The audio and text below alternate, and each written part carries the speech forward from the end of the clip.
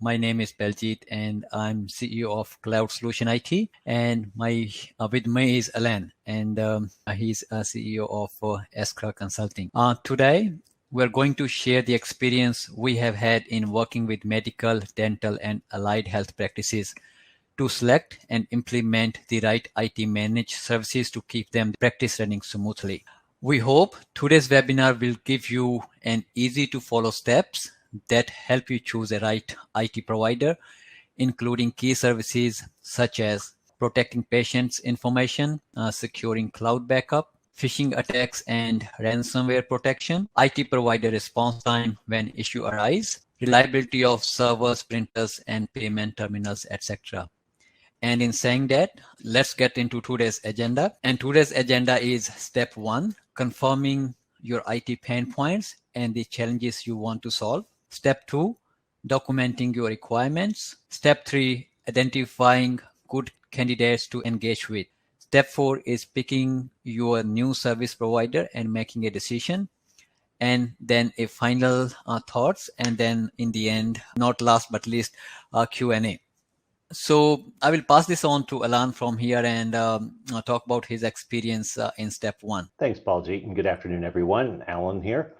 I think the most important thing in the first step is to understand your IT pain points and the challenges you want to solve. You need to think about what problems are impacting you, your colleagues, your staff, and your patients. For example, does it relate to printers? Does it relate to security of patient data? Does it relate to phishing attacks? You need to understand what challenges you want to solve, and you need to capture those so that you can make sure you're looking for and talking to providers about the right challenges that you have. You also need to have a good stock of your own IT abilities, and that of your other current providers. So do you have strong IT skills in staff? Do you rely on external providers for everything? How computer literate and what skills do your people have? And then what are the skill gaps you're facing today with the vendors and suppliers that you work with? This is just to get your head in the right space. And then step 2 is to actually record this into a document. Now, it doesn't have to be something super fancy or super formal, but what's really important is that you capture the details of your concerns, your issues, and the problems you want to solve so that you can have the right kind of conversations that are really productive with potential service providers and actually end up with a good outcome. So Baljit, what are the kind of things that you need to know from customers for you to be able to, effectively quote and determine if you can really succeed and help them be successful as their service provider? Yep. So good question. First and the foremost thing we do ask our customer is, what is their current solution? For example, are they using cloud-based software, or they're using on-prem server for the software?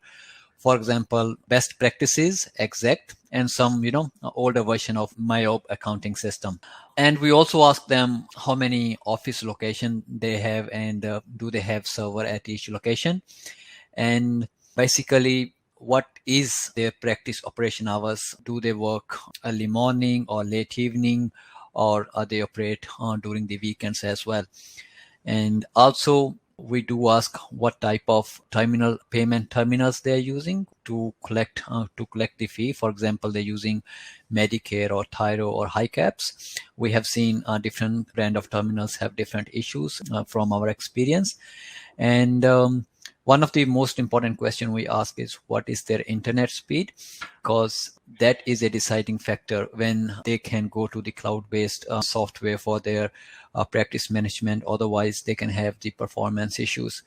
And we also ask them how, when, and where is their patient information backed up, and what will happen, and what is their RPO and RTO, which basically means a recovery point, how soon they can recover if the server fails, or if there is a cyber attack, or if there is a file loss, a file corruption, and things like that. And last but not least, we ask them what sort of software and hardware they're using to protect their servers against a cyber attack, and how they're keeping their data safe, and how often they update their software and hardware. And yeah, Alan, I would like to think if we need customers? What you think customer from your experience? So the one other thing I'd add is the type of devices that they have. You mentioned the payment terminals, but also what kind of laptops, desktops, tablets, mobile phones do they use? And printers. For many practices, printers for scripts and patient information are really important. So a clear inventory of those devices that you need to support is really important. But again, just to restate, the more specific you can be about what you have and what you need, the better Baljeet or any organization can come back to you with a clear proposal of what's needed. Again, I think there's those are the main things. So that concise inventory doesn't have to be many pages, and it shouldn't take more than an hour or two to jot this down. But it's really important to being successful in the next step, which is identifying good candidates that you can engage with. The first place I always tell my clients to go, and I go personally, is to trusted colleagues in profession. And if they're happy with the providers they're working with, that's always a very good place to start. Also, recommendations that you may get from various medical and dental and allied health associations and forums that you work with, or that you may also be able to get some good suggestions of qualified vendors from independent IT advisors, VCIOs, or other people that you get IT advice for. But often you're going to have to do your own research. And Baljeet, what do you find works best for clients when they're trying to find a list of candidate providers to speak to? Yep. So good question, Alan. As you know, however, often you will need to do your own research to identify good candidates. The first and foremost we do say is don't go by the fanciest website and flashiest displays. And next, decide if you need MSP with resources nearby you. For example, if you need device or printer support. And also determine if they have experience in your industry, so that they understand the importance of printer for the scripts, patient data security, business continuity, and response time for your medical and dental practices. And do they have positive reviews from the customers like you? You can visit their website for testimonials or Google review pages for that matter. And at last, do they have dedicated cybersecurity resource with recognized industry certification? Because cyber attacks and ransomware attacks are very prominent these days. And if this criteria looks good based on your research, then it is time to meet with them. Most of our clients speaks, around with 2 to 3 vendors before deciding. And Alan, what should we discuss in the first meeting with the MSP as per your experience? Yeah, well, I think the very first thing, and we spoke about this, and this is where your requirements list is really important, is you want to go through your requirements list, but to focus on quick response when issues occur and your practice is being directly impacted. Baljeet mentioned things like how quickly can they recover, how much data might you lose, and then how quickly can they get to your site if hardware support is needed, say for a server or for printers or for the payment terminals. So depending on your needs, it's how quickly can they respond to the different types of issues that you would need IT support for. Another discussion, and again, just go through the list, but thinking about in getting a general sense of them, how do they work with similar size practices? Do they understand the type of practice that you are? Do they work with others that have a similar office size, number of practitioners, mix of software and hardware? And do they have longer term experience working with those types of other practices that are similar to yours? Also, how do they prioritize among their clients? You want to make sure that if you have an urgent issue, that you're not going to be at the bottom of the stack. And equally, you want to make sure that if you are experiencing a problem, say there's a problem with your software, they understand that and can intervene and perhaps do some short steps to help you keep going before they can make a final fix. And finally, can they get on site when you need it? And I mentioned that a minute ago. So as you have these conversations, you want to figure out, are they addressing the pain points and the requirements that you documented in step 2? So once you have an initial conversation and you feel like you're comfortable talking with them and you actually feel like they can communicate with you in terminology you can understand and be comfortable with, it's time to get some firm quotes, and move to making a decision. So Baljeet, hand back over to you in terms of going through this step 4. What has been your experience and what has worked well for our customers in the past? Yeah, so interesting question again, Alan. So basically, what we suggest is based on our experience, get clear quote from 2 to 3 of your preferred providers, and make sure the cost and services are clear, and keep asking the questions until you are certain. So until you're 100% sure, keep asking the question. And the aim is no surprise. We don't need surprise bills in the end of the month. And review their terms and conditions. And if you aren't used to reading the contracts like this, call someone who is.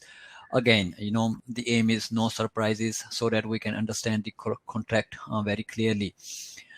And then also keep asking until you are satisfied and understand how they will address your pain points and achieve the requirements you have documented in the step 2, which we have discussed in the past slides. And a final thought is, we hope these steps will help you in choosing best managed service provider, as they have helped many of our clients, current clients and past clients, to make a good choice. Again, independent and virtual CIO services may be the most helpful in reviewing and assessing the services, cost and terms and conditions in only a modest amount of time and cost. Any thoughts which you might want to share, Alan? Yeah. One thing I forgot to mention back when we were having the initial conversations with the vendors in step 3 is you probably want to get some references fairly early before you even get a formal quote. And if you follow up on these references, at least 3 or 4, and you get really good feedback from those customers, that's going to give you a really strong feeling. In fact, there's no point in wasting your time or theirs getting a quote. I recommend to clients until you've checked a few references, because if you save it till the end, then everybody spent a lot of time and you may find out they're not very good. You can also use the internet to do some research. You apply judgment, of course, but you may get some clear indicators that there are many happy customers that have reported this in various forums, and that's a really strong indicator that you might want to continue with a provider that sounds like they're going to be able to help you based on your documented requirements. Also, as I said earlier, just make sure you're comfortable communicating with them, and that you can understand them. And I'm not talking about accents. I mean, between Baljeet and I, we cover the accents, but I'm talking about, can they talk to you in business practice terminology, not just technical mumbo jumbo, but still do the necessary technical things, because that's going to be really important for you to know and to understand and to work with them and to understand what your role is going to be. So I think that's probably it from us. Baljeet, are there any questions that have come in or anything you want to cover? Yeah, looking good. So I have some hand raised. So there's one question which I'm being asked. So our audience is saying, should we have IT provider on monthly retainer or on break fix model? So what is our advice? What is your experience in choosing the IT provider? Yeah, that's a great question. I think monthly retainer works really well if you have very limited IT skills in your practice, and if the impact having an issue is very strong on your practice or your patients. So you need someone on a retainer. That means that gives you the necessary priority in the business hours where you need it. That will keep you up and running. That's the argument for monthly retainer. Costs a little bit more, but is worth it because of the importance in keeping your practice and your patients operating, satisfactorily.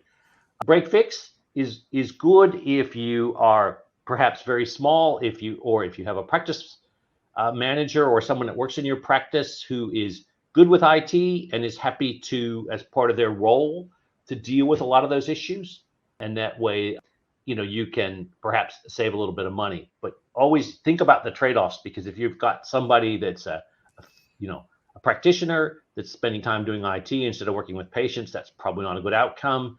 And if your office staff is being bogged down dealing with IT things that they're not very good at, that can be a bad outcome. So when you have limited skills and high impact of an IT problem, go monthly and make sure you have priority service options. when you're pretty independent, you have lots of internal IT skills, or you're pretty flexible, doesn't matter so much whether the systems are working for a while, then you can go break fix, just because it takes a bit longer to get that person on site. Cool. And other thing I want to add, Alan, is with monthly retainer, there's no surprise bill. It's a fixed cost.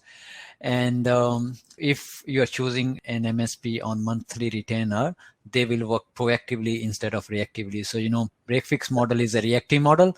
Someone is waiting your things to broke down to work on it to make some money out of it.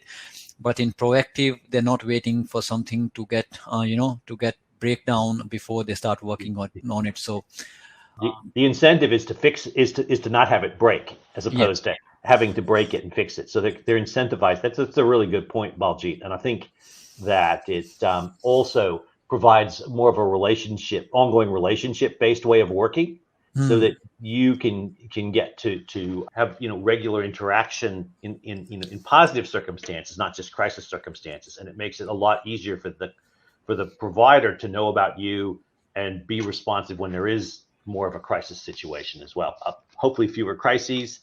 Also remember, if you go with break fix, it's like Baljit said, every month how much to budget.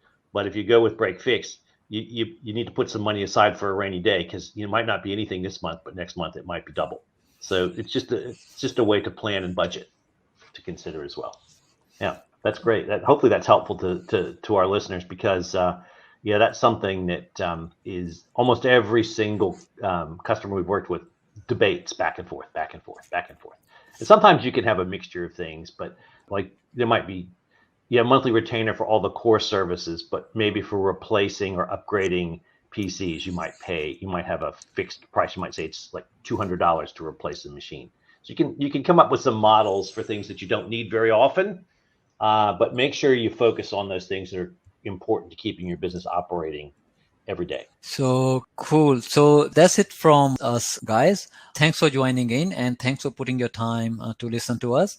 And you have a great day, and we will circulate the link to this webinar for those who was unable to attend today, and they can click on this link and they can watch and listen to this recording. Thank you, and have a great day. Great. Have a great day, everyone. Thanks. Bye. Thanks. Bye.